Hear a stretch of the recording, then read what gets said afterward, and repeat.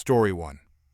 Alright, so I used to work as a custodian at a fitness center with a man whom we'll call Moby. Apologies in advance for the long post, but I've been frustrated about this for years and wanted to get it all off my chest. Moby had issues with just about everyone, not only the cleaning crew. His main activity seemed to be complaining to supervisors about his coworkers, but most of these complaints were inflated or exaggerated. At first, I had no idea he was doing this. Every day, Moby would go out of his way to be friendly to me, strike up conversations, compliment my baking when I'd bring in treats, and was generally pleasant, though a bit too friendly. He often brought up how difficult dating was for him. He was balding, quite overweight, lived with his mother, and didn't have much money, and I, along with others, got the sense he wasn't too happy when he found out I was seeing someone. Even then, he never crossed any major lines, so I thought we were on good terms. After a few months, my shift changed, and when I returned to my usual hours working alongside him, Moby's behavior had taken a complete turn. He gave me the cold shoulder and seemed to avoid me entirely. I figured something must have happened while I was away, or maybe he was having a rough time, but it seemed strange because he was still acting normally with everyone else at work. I brushed it off and went about my job. Around that time, we got a new supervisor. About 3 months later, I was talking to another coworker, let's call him Dave, who worked the same shift as us. I brought up Moby's cold behavior because it was becoming difficult to work with him, and I asked Dave if something had happened or if I had unknowingly offended Moby. Well, as it turns out, Dave told me that Moby had been going around telling several coworkers, including some of our supervisors, that I was lazy and would take 2-hour breaks, while he was left to do most of the cleaning. He had even demanded that I be fired multiple times. Apparently, from the day our new supervisor started, Moby had been feeding him lies about me. Dave was shocked that I didn't already know because Moby had been gossiping about me to some of the people who came to the fitness center, trying to turn everyone against me and urging them to make complaints as well. I was floored. Not only was none of this true, but I was the one who had been picking up Moby's slack, cleaning the areas he was supposed to be responsible for because he wasn't doing his job. I only learned this later and would have refused had I known. Many of my coworkers felt he should have been fired long ago. Not long after finding this out, I talked to my supervisor. He confirmed that Moby had indeed been complaining about me and had even given an ultimatum: either I go or he does. Fortunately, my supervisor told me he had no intention of choosing Moby over me. In fact, in the few months the supervisor had been there, I had proven myself to be one of the best employees. I also mentioned everything Dave had told me about Moby's behavior. Eventually, Moby was called into a meeting regarding his conduct and was written up. To this day, I'm unsure why Moby wanted me gone. Dave thought it might have been because I had gotten engaged and was being recognized for my work, but I still don't know for certain. Although Moby got reprimanded, I wasn't entirely satisfied with the outcome. I know I could have turned the other cheek, but I felt deeply hurt and betrayed. I wanted to pay him back with more than just a scolding from the boss. After the meeting, I ended up having to take multiple shifts that week. At this point, I was familiar with nearly everyone at the center, and most of them had a generally positive opinion of me: custodians, trainers, front desk staff, even the people working in the pool and building maintenance, as well as the higher-ups. I say this because as the week went on and I chatted with my coworkers, I brought up the whole fiasco with Moby. Keep in mind, Moby had already made some enemies, but this was the final straw. Word spread quickly, and most of our coworkers were shocked and appalled that he had gone so far to make me look lazy and get me fired. By the end of the month, Moby had essentially become an outcast. Although he continued to badmouth me, he stopped doing so to patrons or managers. No one was tolerating it anymore, and I started hearing stories about Moby being shut down, chewed out, and told to stop his behavior by coworkers on my behalf. In the end, I essentially did to Moby what he had tried to do to me, although he had done most of the damage to himself. Edit. I forgot to mention that Moby did try to get back into my good graces, likely in an attempt to stop everyone from being mad at him. but I gave him the cold shoulder just like he had done to me. After I eventually left the fitness center, I heard that Moby was fired, though it had nothing to do with me. I assume enough people had had enough of his antics, or he finally angered someone else enough to earn another strike on his record. Story 2. Our story. This took place a few years after the fated trip to England and France with the Huckleberries. If you read that story, thankfully, I never did see them again. But was I in for a bright future of entitled individuals and eccentrics, if there's even a difference. For some backstory, my sisters had a different mom than me. She was this bitter Hawaiian lady who disliked me from the very moment she met me, simply because I wasn't her child. She married my dad when I was about 4 or 5, and they had my 2 little sisters over the course of the early 2000s. I wasn't raised by my biological parents for undisclosed issues, and my biological mom isn't in my life at all. I thought I finally had a good mom figure in my life, but was I wrong. Throughout our childhood, she constantly tried to get me in trouble with my dad for ridiculous things, like me playfully teasing my sisters as siblings always do. But ex-stepmom would twist it and tell my dad I was bullying them. She would even go off at him with crazy things like, "How dare you give the original poster all your attention? Pay some attention to our kids." I only got to see my dad 2 or 3 times a year at that point. So of course he was going to shower me with attention the few times he got to see me, and he simply responded with, "I get to see our kids every day. I only get to see the original poster maybe twice a year." Skip to the present day, ex-stepmom and my dad have been divorced for many years at this point, for obvious reasons. This lady is unstable. I was in my 2nd year of college university for the British U readers, and every other weekend I would go spend with my dad. My littlest sister's awards ceremony was taking place this weekend. I was happy for her.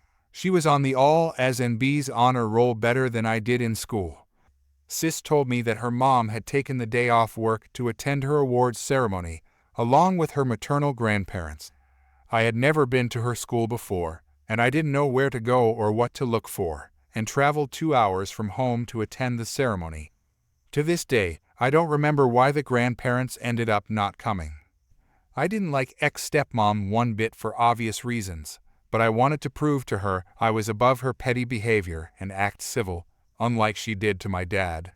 She'd taken a restraining order out on him for no reason.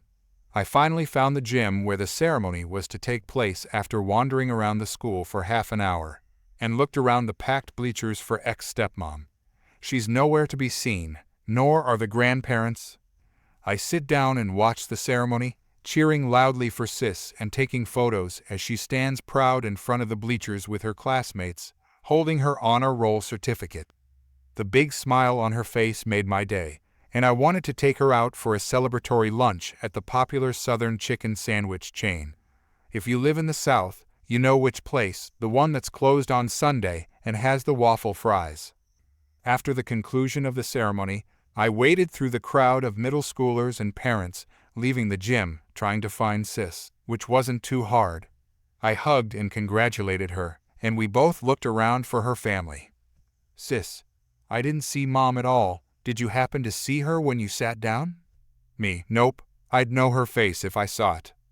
Both of us looked around but didn't see her. Meanwhile, all the other students were beginning to leave and head home with their parents. The school year was officially over. I think to myself, if Sis Mom isn't here to pick her up, she'll just be left here all alone. So I decided to take her myself. Big mistake in the end. We headed to the front desk, and I asked the lady if it was okay to take Sis, showing her my ID. "Desk lady, you'll have to call her mother or anyone else on her visitors list and ask their permission. We can't just let you take her.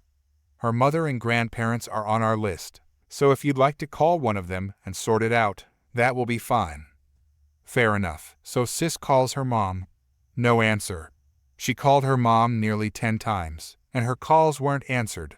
So instead, Sis decides to call her grandparents, and after a few tries, the grandmother picks up and says that it's okay for me to take Sis out for lunch and then bring her home. It was then the desk lady let me take my sister. The grandmother had said that she would inform ex-stepmom that I was bringing sis home, and not to worry. All was well. I took her to the chicken sandwich place, and we were having a great time, until my dad calls. "Dad, where are you? Ex-stepmom just called me in a panic. She claims you took sis, and she's calling the police. You need to take her home right now. You know how ex-stepmom is. You don't want to start trouble with her." Sis was in tears at this point, almost shaking with anger. "Sis, she's my sister. And where even was my mom? I didn't see her at all, and she wasn't even here to pick me up." I'm panicked myself. I didn't want to be arrested because I hadn't done anything wrong. I was also angry because at this point both me and sis knew that her mom hadn't attended the ceremony, nor had her grandparents. We quickly throw away the rest of our food, and I start to drive sis back to her mom's house. It's about a 30-minute drive, and I hoped the driveway wouldn't be filled with police cars when I arrived. When I pulled up in the driveway, ex-stepmom immediately came stomping out in her pajamas. It was clear now this woman hadn't even planned on going to her own daughter's awards ceremony. She angrily tapped on my window, and upholding my standards to not be petty, I rolled it down to take on her wrath. "Ex-stepmom, how dare you take my daughter without permission? I was worried sick about her. You've always been a bad kid, and who knows what you would have done with her. I called the police, and they're on their way. Sis, you took the day off to come to my awards ceremony, and you didn't even come. You told me you did, and that was the entire reason you're off work today. Nobody came to support me except for the original poster. She was the only one there for me, and I would have been left there all by myself if she hadn't taken me home. What were you even doing that was so much more important than coming to your own kid's awards ceremony?" Sis is still sobbing. She didn't want me to get arrested. Ex-stepmom scoffed, her raging eyes still locked on me. But her excuses were as petty as ever. Her standard. "Ex-stepmom, I was sleeping.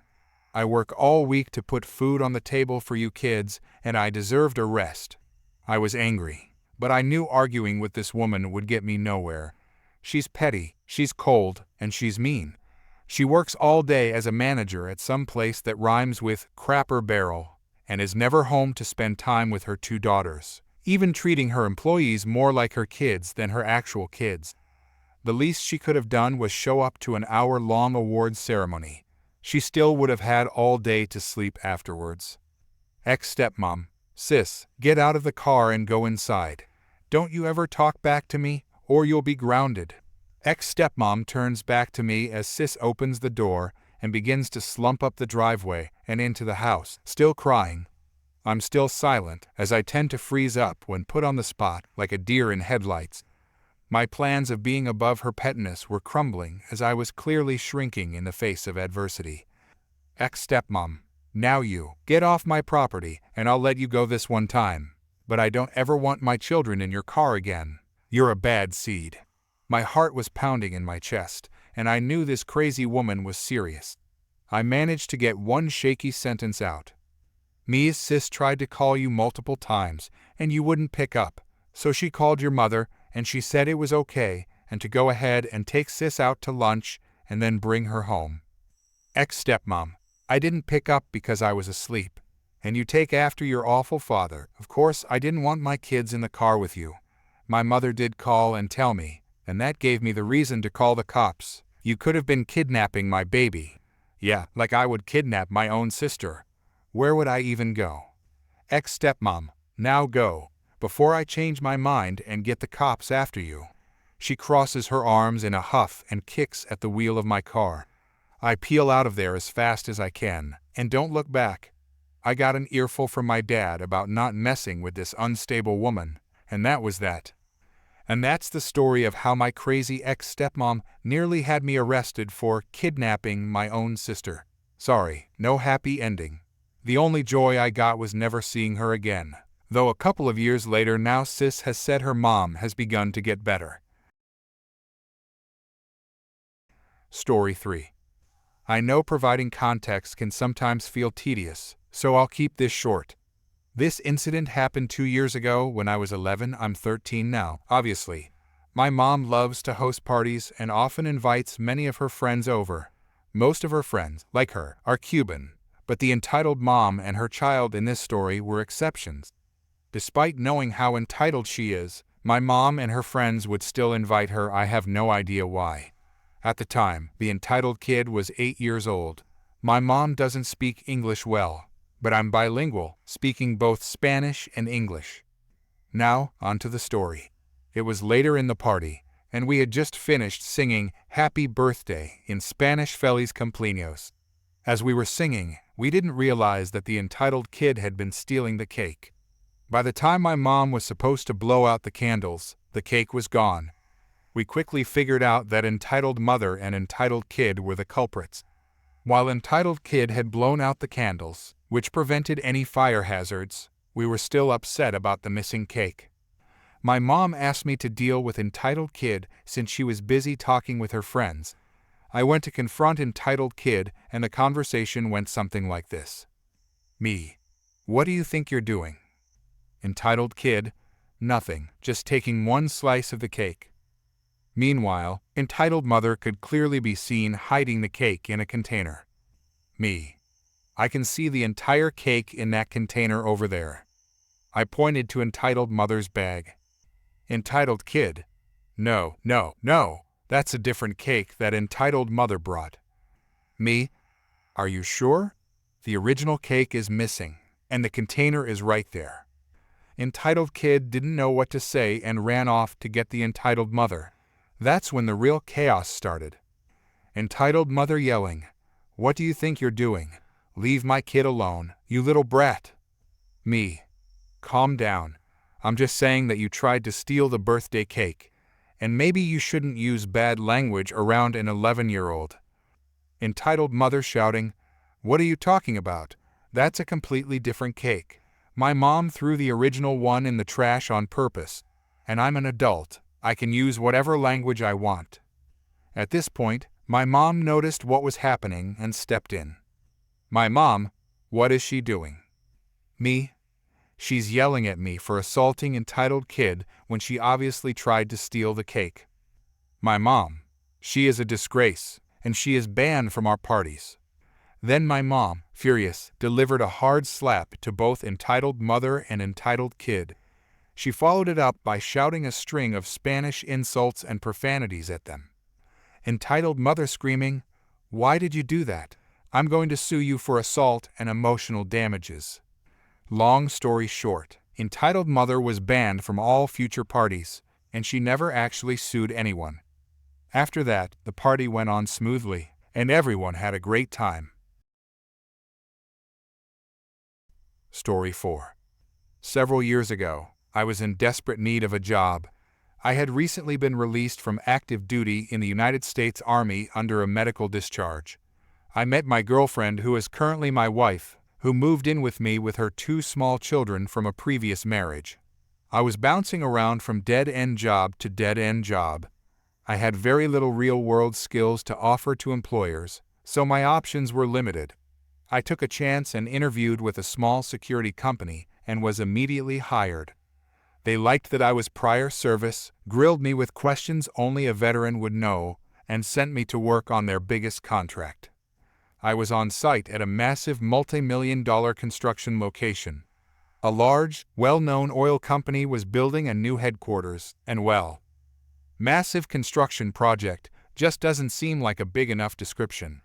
As security, a bulk of our responsibility was checking and vetting all construction workers and contractors through the gate, inspecting vehicles for possible stolen property, and generally serving as a deterring force.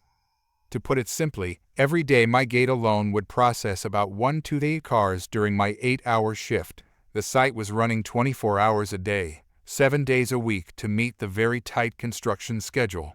I was only on one of 3 gates, so that's about 6,000 cars that came on site every day in an 8-hour period.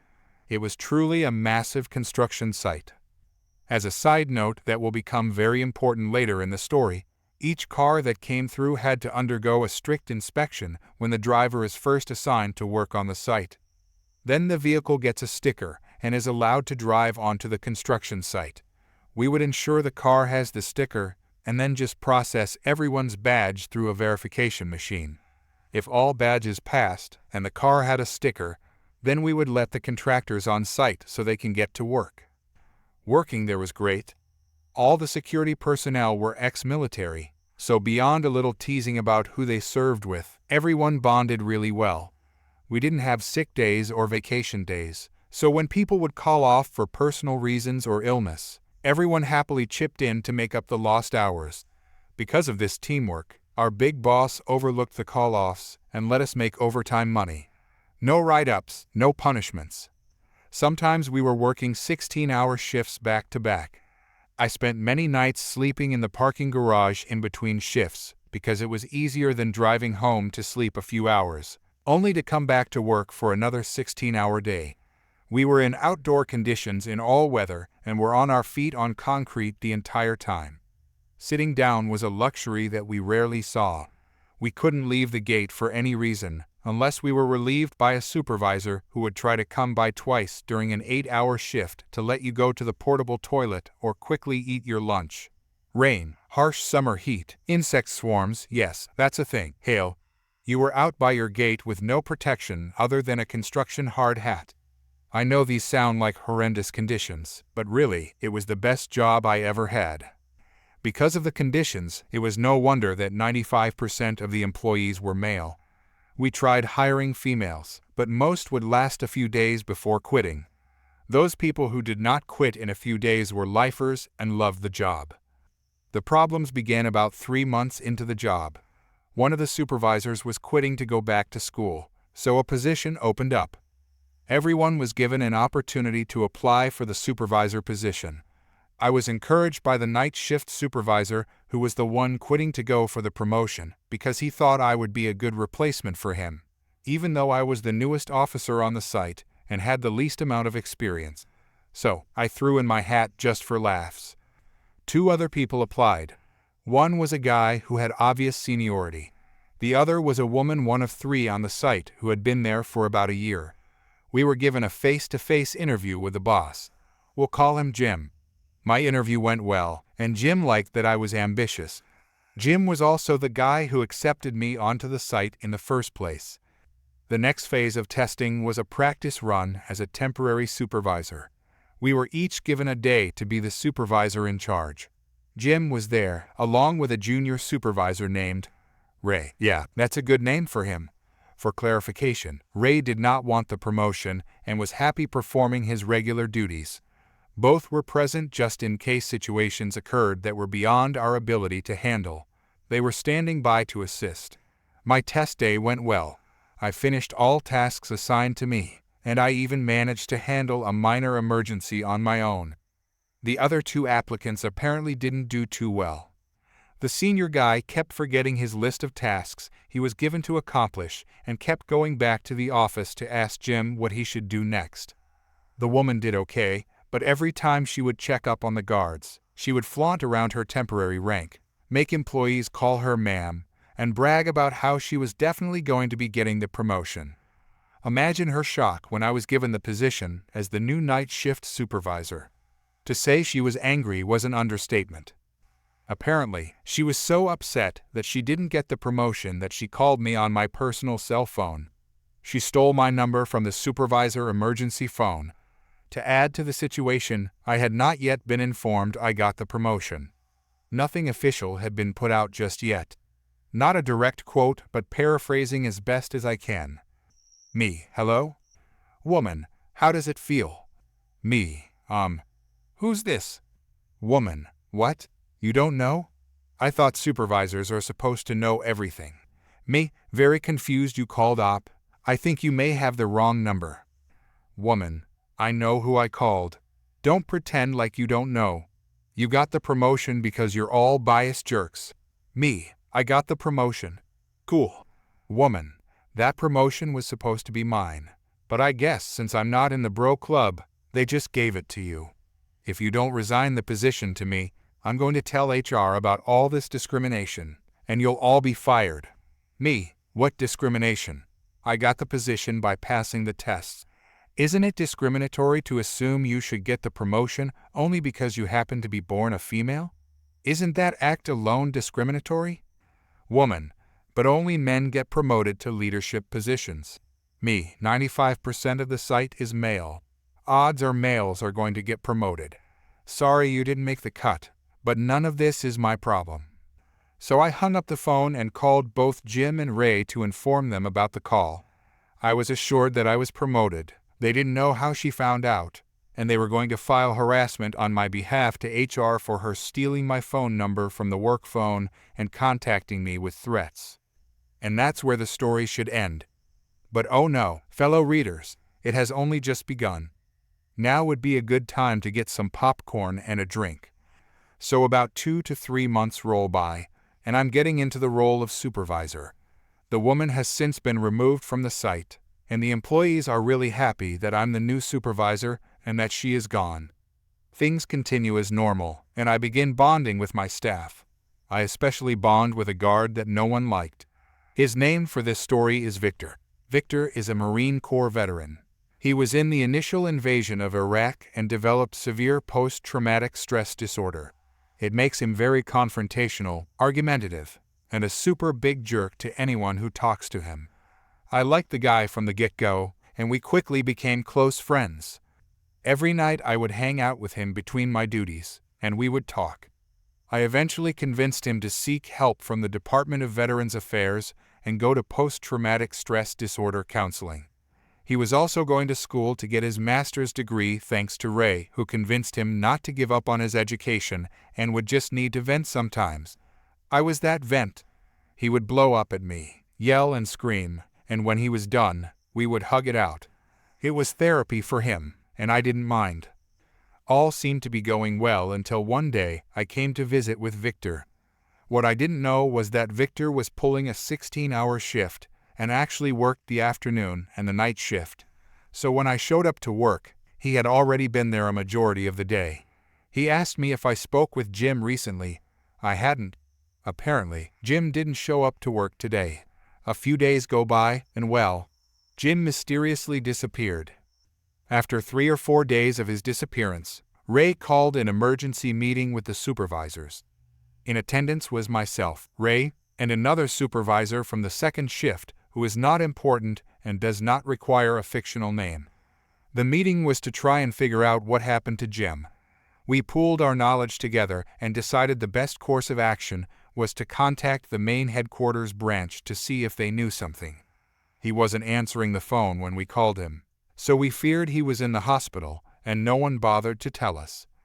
When we called, we were given the runaround, but eventually, an HR rep who was friends with Ray spilled the beans. Jim had quit the job. The woman from earlier apparently made good on her threats.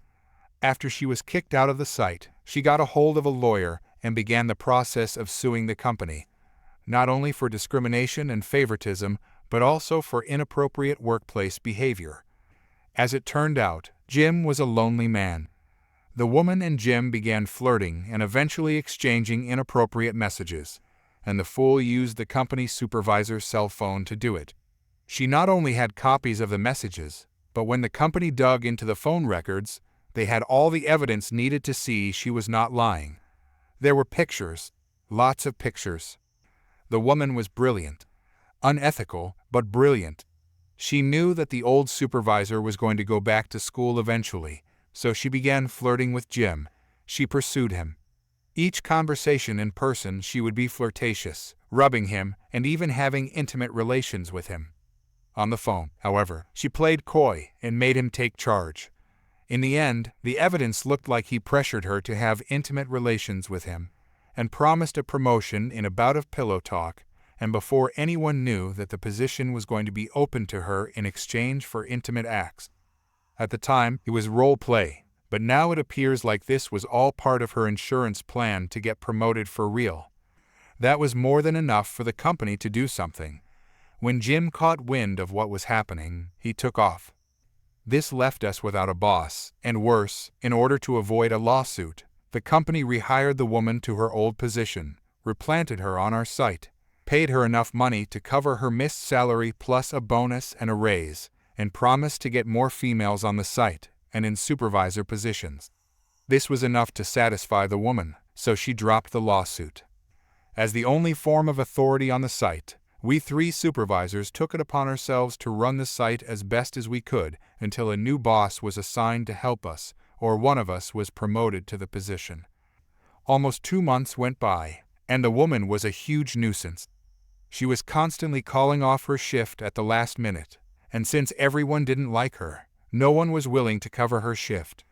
We attempted to write her up for the situation, but she quickly threw it back in our face and threatened to call her lawyer for harassment. After all, none of the male employees get written up when they call off. Obviously, this is discrimination and boys' club all over again. She pushed her luck too far one day, however, and severely disrespected one of the oil company representatives during his visit. He had her permanently removed from the site. When the security company tried to take her side for fear of another lawsuit, he said either she is gone or he'll get another security company to take over the contract. The company gave in and moved her to another site. But even though the woman was now out of our lives forever, the absolute nightmare she started was still forming overhead. The company finally found a suitable replacement for Jim, who was also female to satisfy the terms set forth by the woman's lawyer. Our new boss was named. Well, I have lots of names for that sea hag, but for now, I'll refer to her as Tasha. Tasha was a handful from the get-go. As the new boss, she was working on the site for nearly 2 weeks before she ever introduced herself to either the second shift supervisor or myself. I still worked nights. What boss does that? 2 weeks before you introduce yourself to the supervisors? It took her another month to eventually meet all the guards.